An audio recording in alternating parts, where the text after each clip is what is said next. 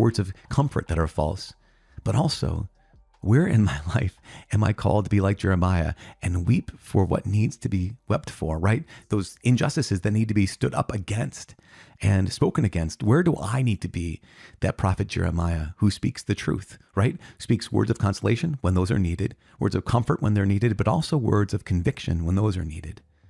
One last note of Ezekiel, we're coming to the end of this vision of the incredible vision of this new temple in the book of the prophet Ezekiel. Remember, we're getting to the end. We only have a couple of chapters left when it comes to the book of the prophet Ezekiel.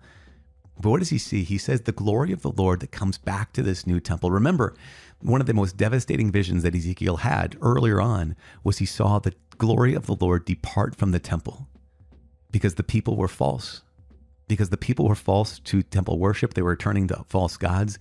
And he said this tragic, tragic image where he saw the glory of the Lord rise up and then leave.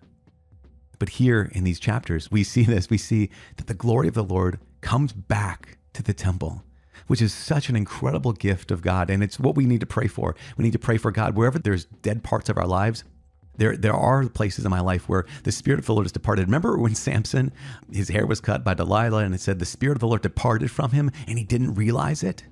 But later on he prayed, Lord, let your Spirit come upon me one last time that I may perish with the Philistines.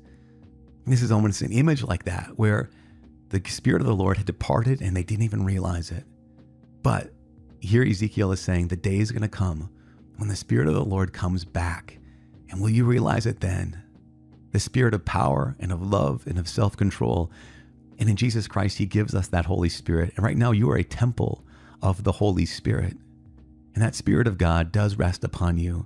And he acts and works within you. What an incredible, incredible gift this day. Wow. This is just amazing. It's just so amazing.